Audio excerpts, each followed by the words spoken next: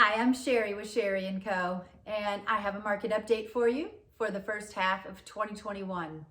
Unless you've been under a rock, you can hear everywhere in the news just how crazy the market is right now. So we're not going to spend a lot of time talking about that. Yes, prices are up about 20% still over last year.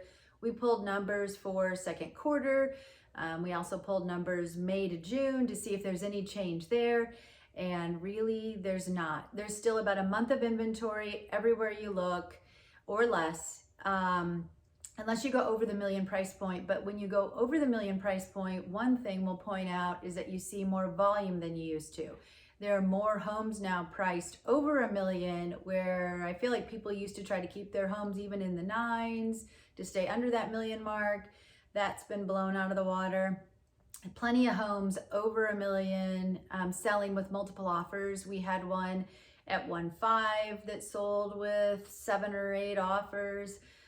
So really there's a lot of cash floating around in the market. So we know all that. The market's hot, right? There's very little inventory. It's a seller's market. And the stats always look behind, right? So we're looking through June. So I took a look at what's going on right now, and in some of our big neighborhoods, I'm starting to see a few houses just kind of sit on the market a little longer. We are coming into back to school season, so some of our buyers that needed to find a place to stay, a home, have now given up, or they found something already. So we may see fewer buyers in the market coming into July here in August. I don't think we're going to see a significant change there, though. I think we're still going to be pretty strong. Like, volume was definitely up in June over May, and we'll probably see for July that volume will be up definitely over May, maybe even over June. So we're still going to have plenty of buyers out there, at least in the short run. But what I do see people doing now is selling their house and going into a rental. And the only time that I would say that's a great choice is if you're going to be in the area very short term, like maybe, a year or less. Otherwise, I really think you're going to be better off buying a house now than trying to rent. If you're going to be here for even 2 or 3 years, we're still going to see enough appreciation, I think, over the next year to make that up when you go to sell. So why do I think that? It's interesting because I've been following some YouTubers that are probably profiting over a lot of doom and gloom right now.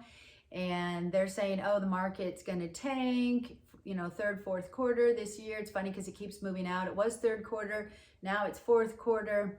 You can look back at their older YouTubes and you'll keep seeing it move out a little bit further. Well, here's why I don't think the market's going to tank. Now, it may level off because 20% year-over-year increase is probably not sustainable. But what do you need? And I'll admit, I am a numbers person, right? I was an econ minor. I am a numbers person. I like looking at stats, not just people's opinions. So I've done a lot of research on stats, on what economists are saying, not just what's happening in housing, but in other areas of our economy. So I don't think that we're seeing anything drastic enough, even brought on from COVID, where people are going to lose their houses or be upside down. Now, if they decide to go to foreclosure, it's just because they weren't very smart. Honestly, everybody has equity in their house right now. So if you can't call us and get us to sell that house at more than you owe on it, because the banks have not been over lending. You should not be overly leveraged on your house, right? So if we can't sell your house and get you some money out, there's something wrong. So don't go to foreclosure, call me. You shouldn't have to do a short sale, right? You shouldn't be upside down. And you definitely don't want to sell your house to Zillow, Open Door, whatever. Please bypass that stuff. We can sell your house in a weekend. Our average days on market right now is 4. That's crazy. I've been doing this 16 years. I've never seen that. We always try to sell homes quickly because we know we'll get the most for them then, but our average was like 13. There's always some that take longer because they're tougher houses or whatever. And even the houses that I'm seeing that are sitting on the market a little bit, it's really because those are the houses that are always a little tougher to sell.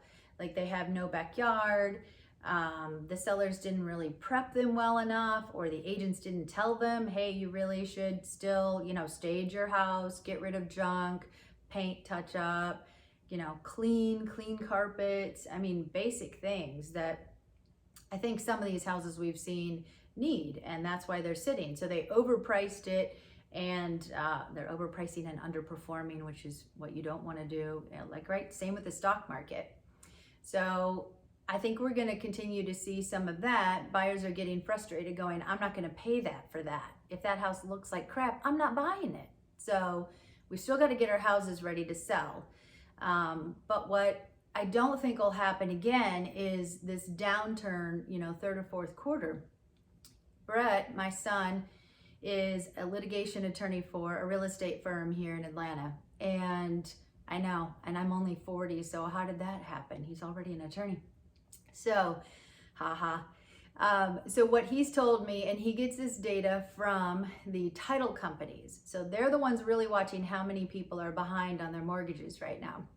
Beginning of the year, it was about 1 in 2,000, and now it's 1 in 4,000. That's a big drop. So people are getting caught up, they're getting back to work, or their businesses, if they own businesses, they're, working again, they're making money. I think banks are renegotiating some of those notes so that people don't lose their homes. So that's not a lot of homes to be, upside down, or not upside down, but behind on their payments. So again, that's like a quarter of a house in a neighborhood like Windermere or Windward. I mean, that's not going to change the inventory levels. If you really want to see a change in what's going on right now, we'd have to see either a lot fewer buyers in the market or more inventory. Well, how are we going to see either one of those? You're not going to get that much more inventory by 1 in every 4,000 homes that has to sell because they're upside down, even though this, foreclosure moratorium is coming up. So if we don't get more inventory that way, it has to be because people are moving out of the area or moving into something else.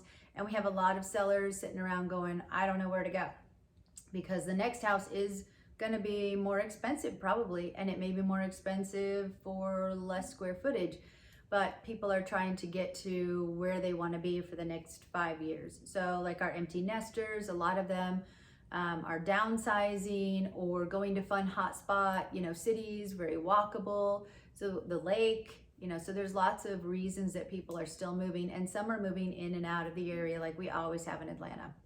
So I don't see that changing in the near term, the inventory levels. So if you're thinking about selling and you want to get to where you really want to be for the next 5 years, let's talk, let's get you there, because the prices are just going to keep going up. So yeah, your house may go up another 5% or so, 5 to 10, who knows, over the next year.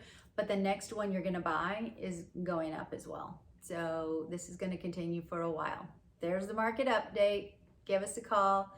Again, don't sell your house to one of these companies that will buy your house. It's crazy. They'll buy it lower, charge you 10, 11%. We're not going to do that. Call me. We'll help you out. We'll give you honest advice. I always tell people if now is not a good time, they should wait to sell. Have a great day.